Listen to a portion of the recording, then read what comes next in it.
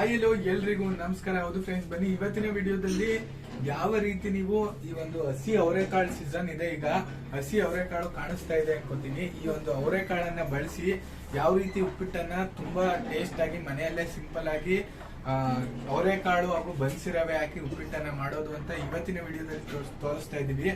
ಇವತ್ತಿನ ವಿಡಿಯೋನ ಶುರು ಮಾಡಕ್ಕಿಂತ ಮುಂಚೆ ಹೋದ್ ವಿಡಿಯೋ ನಾವು ಯಾವ ರೀತಿ ನೀವು ಅವಲಕ್ಕಿ ಮಿಕ್ಸ್ಚರ್ ಅನ್ನ ಮಾಡೋದು ಮನೆಯಲ್ಲೇ ಸಂಜೆ ಹೊತ್ತು ಟೀ ಜೊತೆ ಕಾಫಿ ಜೊತೆ ತಿನ್ನೋದಕ್ಕೆ ಅಂತ ಮಾಡಿದ್ವಿ. ಆ ವಿಡಿಯೋ ನೋಡಿಲ್ಲ ಅಂದ್ರೆ ದಯವಿಟ್ಟು ನಮ್ಮ ಒಂದು ಚಾನಲ್ ಅಲ್ಲಿ ಇರುತ್ತೆ ವಿಡಿಯೋ, ದಯವಿಟ್ಟು ಅಲ್ಲಿ ಹೋಗಿ ನೋಡಿ ಅಂತ ಹೇಳ್ತಾ ಬನ್ನಿ ಇವತ್ತಿನ ವಿಡಿಯೋನ ಶುರು ಮಾಡಕ್ಕಿಂತ ಮುಂಚೆ ಎಷ್ಟೊಂದು ಜನ ವಿಡಿಯೋಸ್ ಗಳನ್ನ ನೋಡ್ತಾ ಇದ್ರೆ ಯಾರು ಕೂಡ ಸಬ್ಸ್ಕ್ರೈಬ್ ಆಗ್ತಿಲ್ಲ, ದಯವಿಟ್ಟು ಸಬ್ಸ್ಕ್ರೈಬ್ ಮಾಡ್ಕೊಳ್ಳಿ ಅಂತ ಹೇಳ್ತಾ ಬನ್ನಿ ಇವತ್ತಿನ ವಿಡಿಯೋನ ಶುರು ಮಾಡೋಣ. ತಗೋಬೇಕಾಗುತ್ತೆ, ನೋಡ್ತಾ ಇರ್ಬೋದು ಅವರೆಕಾಯಿನ ತಗೊಂಡಿದೀವಿ. ತುಂಬಾ ಸೊನೆಯಾಗಿರೋ ಅವರೆಕಾಯಿ ತಗೊಂಡ್ರೆ ಚೆನ್ನಾಗಿರುತ್ತೆ, ಉಪ್ಪಿಟ್ಟು ಚೆನ್ನಾಗಾಗುತ್ತೆ.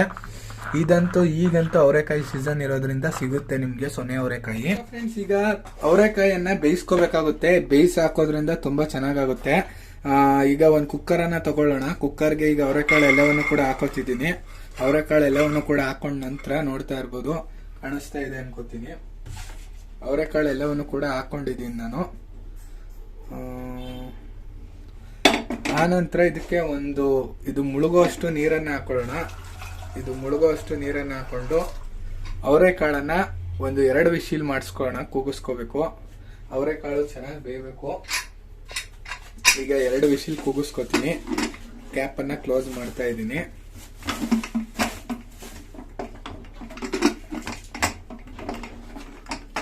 ಈಗ ಇದು 2 ವಿಶಿಲ್. ಫ್ರೆಂಡ್ಸ್, ಈಗ ಒಂದು ಪಾತ್ರೆನ ಇಟ್ಕೊಳ್ಳೋಣ. ಮೊದಲಿಗೆ ಒಂದು ರವೆನ ಹುರ್ಕೋಬೇಕು. ಒಂದು ಬಾಂಡ್ಲಿನ ಹಾಕೊಂಡು ತಗೊಂಡಿರುವಂತ ಬನ್ಸಿ ರವೆನ ಹುರ್ಕೋತಾ ಇದೀವಿ.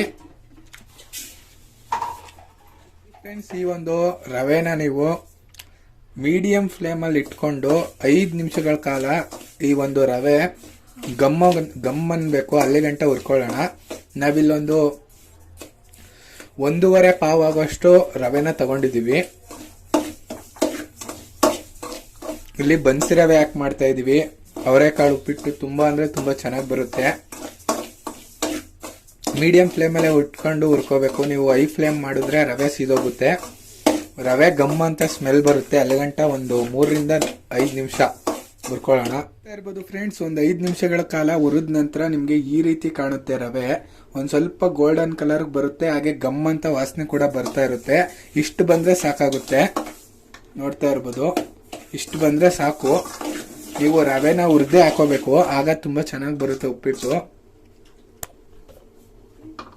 ಫ್ರೆಂಡ್ಸ್, ಈಗ ಉಪ್ಪಿಟ್ಟನ್ನ ಮಾಡೋದಕ್ಕೆ ಒಂದು ಪ್ಯಾನ್ ಅನ್ನ ಇಟ್ಕೊಂಡಿದೀವಿ. ಈಗ ಪ್ಯಾನ್ ಅನ್ನ ಇಟ್ಟು 1 ಕಪ್ ಅಷ್ಟು ಎಣ್ಣೆನ ಹಾಕೋತಾ ಇದೀವಿ. 1 ಕಪ್ ಎಣ್ಣೆ ಹಾಕೋಣ. ಈಗ ಅದು ಒಂದ್ ಸ್ವಲ್ಪ ಎಣ್ಣೆ ಕಾಯ್ಲಿ. ಫ್ರೆಂಡ್ಸ್, ಈಗ ಎಣ್ಣೆ ಕಾದಿದೆ. ಎಣ್ಣೆ ಕಾದ ನಂತರ ಸಾಸಿವೆ ಹಾಗೂ ಕಡಲೆಬೇಳೆ ಮತ್ತೆ ಉದ್ದಿನ ಬೇಳೆ 2 ಕೂಡ ಹಾಕೋತಾ ಇದೀವಿ. 3 ಕೂಡ ಹಾಕೋತಾ ಇದೀವಿ.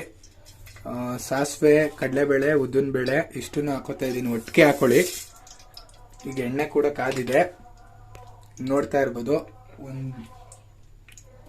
ಒಂದು ನಿಮಿಷ ನಂತರ ಫ್ರೆಂಡ್ಸ್, ಈಗ ತಗೊಂಡಿರುವಂತ ಕರ್ಬೇವಿನ ಸೊಪ್ಪು ಒಂದ್ ಸ್ವಲ್ಪ ತಗೊಂಡಿದೀವಿ. ಕರ್ಬೇವಿನ ಸೊಪ್ಪು ಮತ್ತೆ ಹಸಿಮೆಣಸಿಕಾಯಿನ ಸೇರಿಸ್ಕೊತಾ ಇದ್ದೀನಿ. ಮೊದಲು ಹಸಿಮೆಣಸಿಕಾಯಿ ಹಾಕೊಳ್ಳಿ, ನಂತರ ಕರ್ಬೇವಿನ ಸೊಪ್ಪನ್ನ ಹಾಕೊಳ್ಳಿ. ಕರ್ಬೇವಿನ ಸೊಪ್ಪು, ಹಸಿಮೆಣಸಿಕಾಯಿ ಹಾಕೋತಾ ಇದೀವಿ. ಕರ್ಬೇವಿನ ಸೊಪ್ಪು ಎಲ್ಲವನ್ನು ಕೂಡ ಹಾಕೊಂಡಿದ್ದೀನಿ, ನೋಡ್ಬೋದು. ನಂತರ ಒಂದ್ ಸ್ವಲ್ಪ ಶುಂಠಿನ ಚಿಕ್ಕದಾಗಿ ಕಟ್ ಮಾಡಿ ಹಾಕೊಂಡಿದೀವಿ, ಅದನ್ನು ಹಾಕೋತಾ ಇದ್ದೀವಿ. ಈಗ ಇದೊಂದು ಸ್ವಲ್ಪ ಫ್ರೈ ಆಗಲಿ.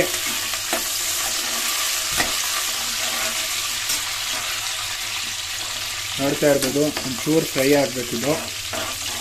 ಇಷ್ಟಾದರೆ ಸಾಕು. ಈಗ ಫ್ರೈ ಆಗಿದೆ. ಈಗ ಈರುಳ್ಳಿನ 3 ಸಣ್ಣದಾಗಿ ಹೆಚ್ಚಿರುವಂಥದ್ದು ಅದನ್ನು ಕೂಡ ಹಾಕೋತಾ ಇದ್ದೀನಿ.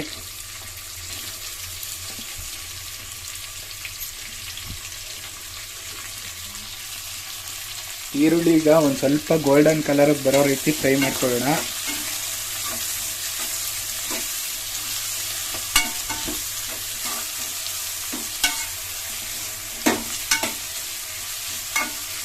ಗೋಲ್ಡನ್ ಕಲರ್ ಬಂದ್ರೆ ಸಾಕು ಈರುಳ್ಳಿ, ಅಲ್ಲಿಗಂಟ ಫ್ರೈ ಮಾಡ್ಕೊಳ್ಳಿ. 1-2 ರಿಂದ 3. ಈಗ ಅವರೆಕಾಳನ್ನ ಮೊದಲಿಗೆ ಬೇಯಿಸಿದ್ವಿ, ನಿಮಗೆ ತೋರಿಸಿದೀವಿ ವಿಡಿಯೋದಲ್ಲಿ.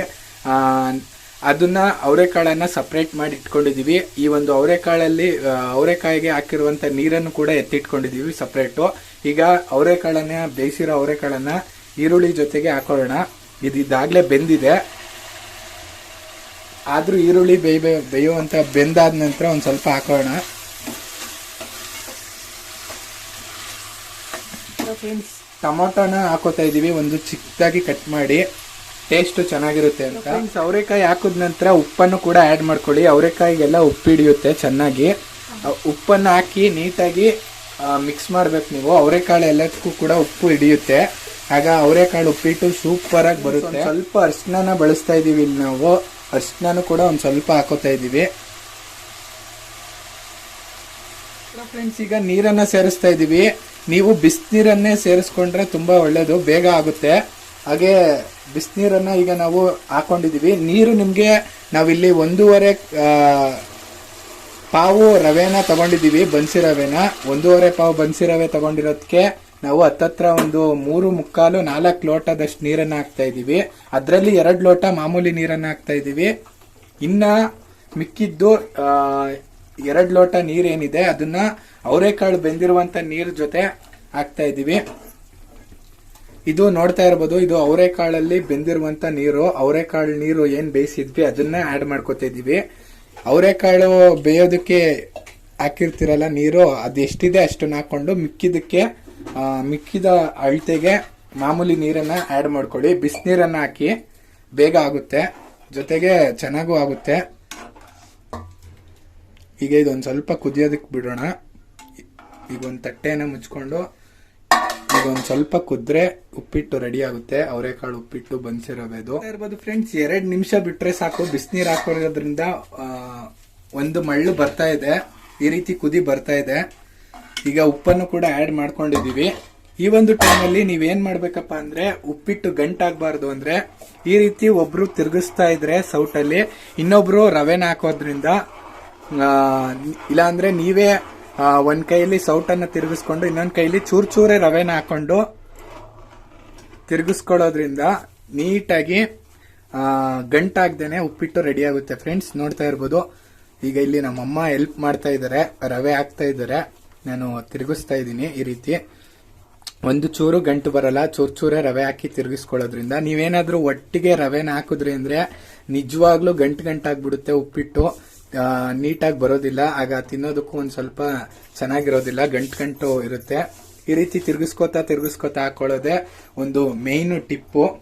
ನೋಡಿ ಎಷ್ಟು ಚೆನ್ನಾಗಿ ಬರ್ತಾ ಇದೆ.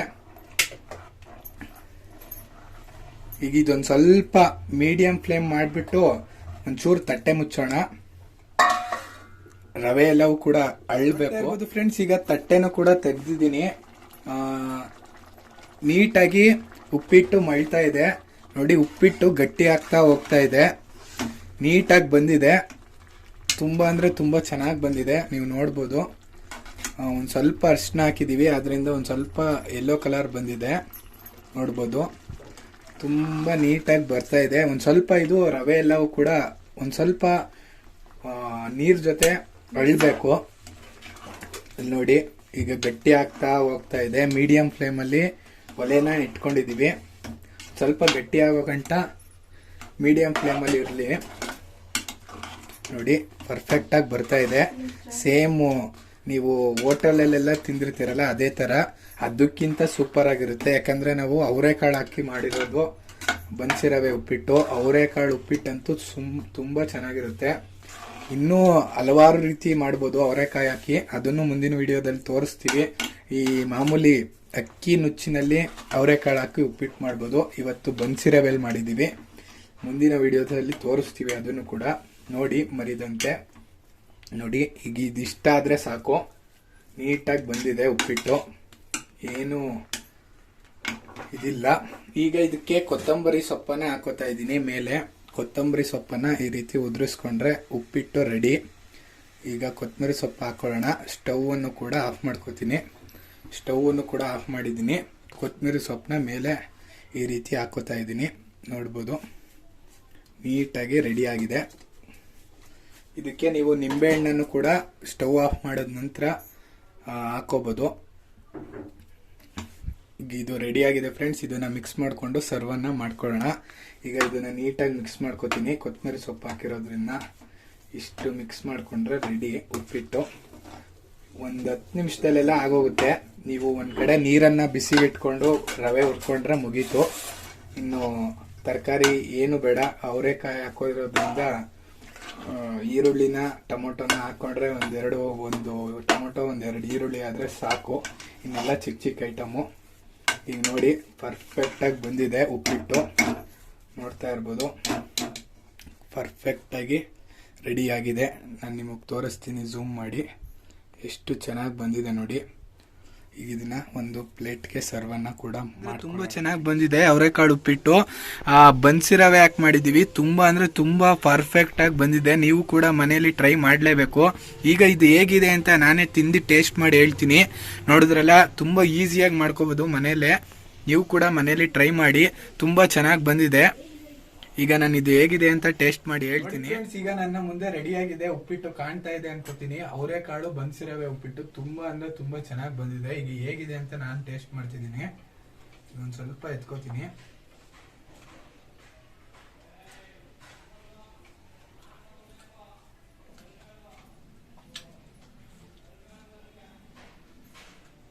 ಅವರೆಕಾಳನ್ನ ನಾವು ಬೇಯಿಸಿ ಹಾಕಿರೋದ್ರಿಂದ ಅವರೆಕಾಳು ಬೆಂದಿಲ್ಲ ಅಂತ ಒಂದು ಕಂಪ್ಲೇಂಟ್ ಅಂತೂ ಬರೋದಿಲ್ಲ.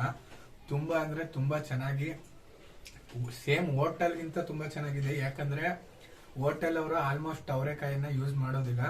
ನೀವು ಮನೆಯಲ್ಲಿ ಈ ರೀತಿ ಅವರೆಕಾಳನ್ನ ಹಾಕಿ ಮಾಡಿ ಉಪ್ಪಿಟ್ಟನ್ನ ತಿಂದ್ರೆ ತುಂಬಾ ಚೆನ್ನಾಗಿರುತ್ತೆ. ಈ ಒಂದು ಟೈಮಲ್ಲಂತೂ ತುಂಬಾ ಅಂದ್ರೆ ತುಂಬಾ ಡಿಮ್ಯಾಂಡ್ ಇದೆ ಈ ಒಂದು ಉಪ್ಪಿಟ್ಟಿಗೆ. ಆದ್ರಿಂದ ನೀವು ಕೂಡ ಮನೆಯಲ್ಲಿ ಟ್ರೈ ಮಾಡಿ. ಹೇಗ್ ಬಂತು ಅಂತ ಕಮೆಂಟ್ ಬಾಕ್ಸ್ ಅಲ್ಲಿ ಕಮೆಂಟ್ ಮಾಡಿ. ವಿಡಿಯೋ ಇಷ್ಟ ಆಗಿದ್ರೆ ಒಂದು ಲೈಕ್ ಅನ್ನ ಮಾಡಿ. ದಯವಿಟ್ಟು ಸಬ್ಸ್ಕ್ರೈಬ್ ಅನ್ನ ಮರಿದಂತೆ ಮಾಡಿ ಫ್ರೆಂಡ್ಸ್.